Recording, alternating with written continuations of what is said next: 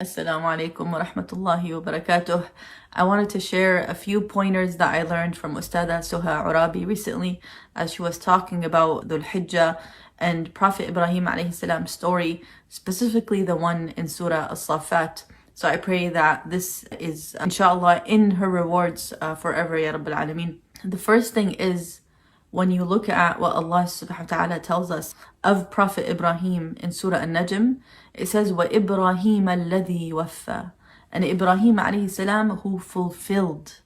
He fulfilled what Allah subhanahu wa ta'ala commanded him to fulfill. And if you look at his life, even just in different parts of the Quran that highlight different aspects of his life or different phases of his life and his journey to Allah subhanahu wa ta'ala, you see that there was a different test in every single moment. In the fire that he was about to be thrown in was a test of its own. In leaving Hajar and his son in the desert was another test of its own. In having to leave his father and the idols that they were worshipping was another test of its own. Ibrahim alayhi salam faced trial after trial after trial, yet here Allah subhanahu wa ta'ala encompasses it in one word.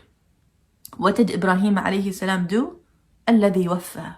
He was loyal to his commitment to Allah subhanahu wa ta'ala. And here Ustadha Suha tells us something. Who are you committed to? And what are you committed to? Because the reality is we're going to have different roles in life. Sometimes you work as a teacher. Sometimes you don't have a job. Sometimes you're a homemaker. Sometimes you're a wife. Sometimes you're not. Sometimes you're a sister. Sometimes you're not. Sometimes you're a daughter. Sometimes you're not. You are going to have a different role in your life. And you are to fulfill that role in that moment to the best of your capability. Because as Ibrahim alayhi salam says in Surah Alsaffat, إِنِّي ذَاهِبٌ إِلَىٰ رَبِّي. I am walking towards Allah. I'm going to Allah, period. I'm not going towards the job or towards this title or this title. My path is to Allah. All the other titles are dunyawi titles, are temporary titles of this world. But the real title is that my journey is set towards Allah. You know when you get in the car and the first thing you do is, as soon as you buckle your seatbelt, what do? You go in and you put the destination. Where do you want to go in your GPS? And khalas, you follow that path. And similarly, subhanAllah, you hear in Surah Alsaffat, when you open this beautiful surah and you see as Allah subhanahu wa ta'ala is introducing Prophet Ibrahim alayhi salam's story to us, we see that Ibrahim alayhi salam set his destination from the beginning. Right? He didn't falter, he didn't, sway here or there. Khalas, he set it and there was no messing around with it again. There was no reroute. It was continuously to Allah subhanahu wa ta'ala. إِنِّي ذَاهِبٌ إِلَىٰ رَبِّي سَيَهْدِينَ.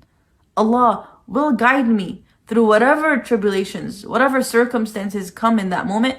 Allah is guiding me through it. I've already set my GPS. There's no going backwards. And he fulfilled that to the best of his capability.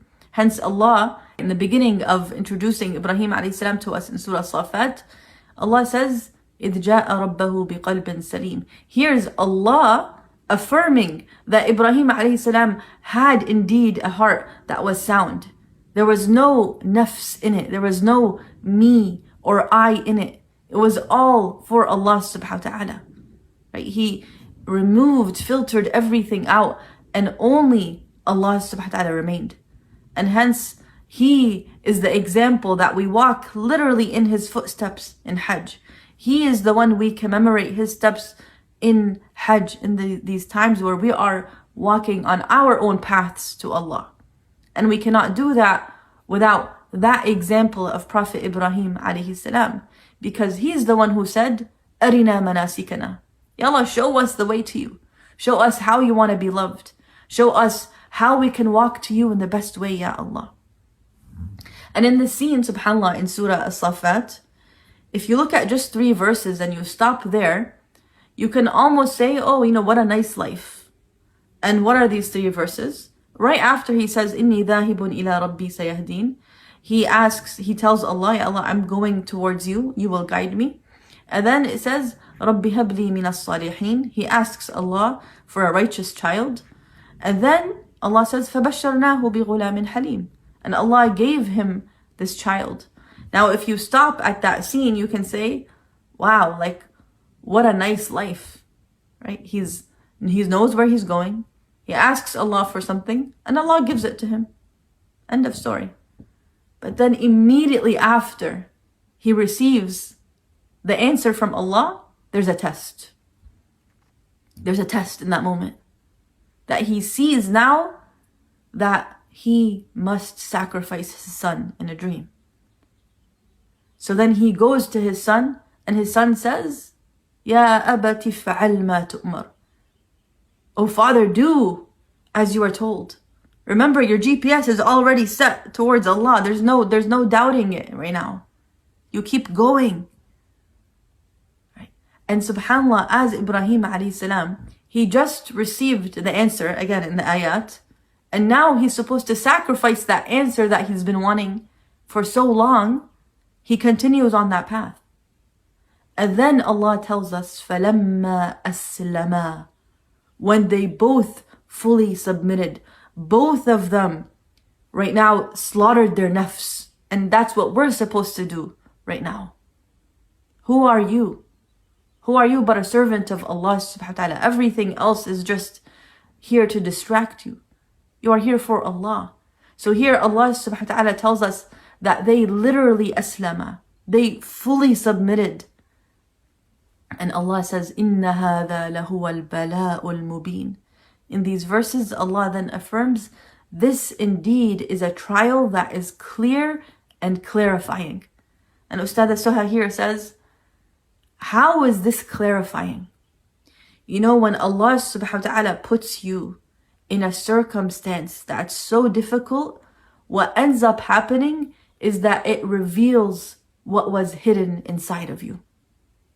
That circumstance that comes to you in the moment, your reaction to it will actually show what your GPS really was set to. What your destination was really set to. Was it really towards Allah? Because if it is, then your reaction to that trial or tribulation will show. It is mubin. You can't miss it. It will be clear. So this bala being mubin, this test being clear, will reveal the truth within you.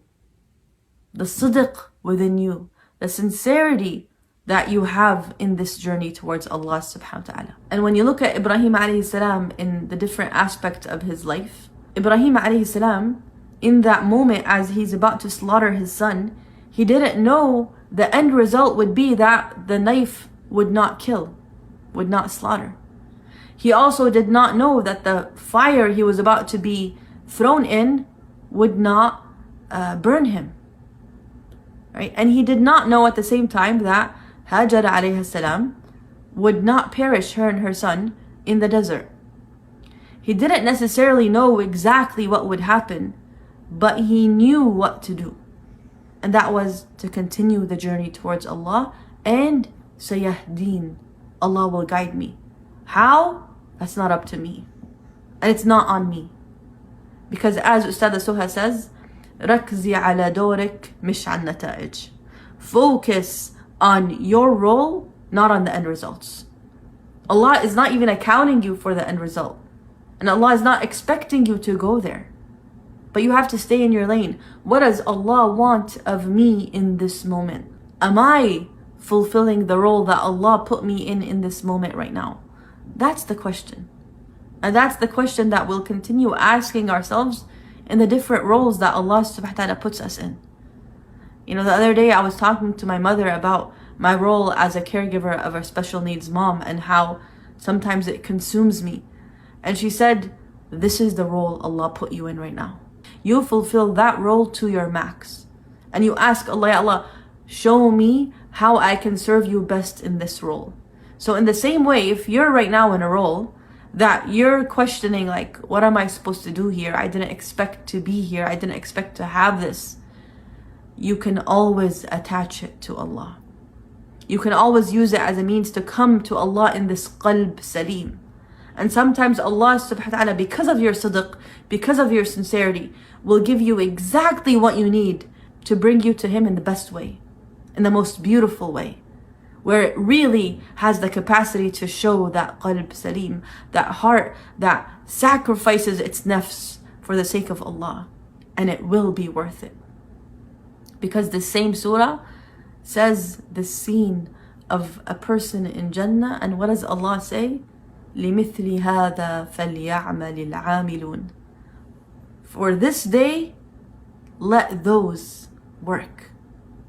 This is the day you want to be working towards. Forget all the other days you were working towards. Forget the day of your graduation. Forget the day that you got married. Forget the day that you had a child. Those were all milestones that were taking you, inshallah, to the real destination that you don't want to miss. This is the destination that you don't want to miss, which is إِنِّي ذَاهِبٌ إِلَىٰ رَبِّي. Ya Allah, I'm walking towards you. And so long as the circumstances that are in my life are taking me towards you, Bismillah. Because everything that led you to Allah is worth it.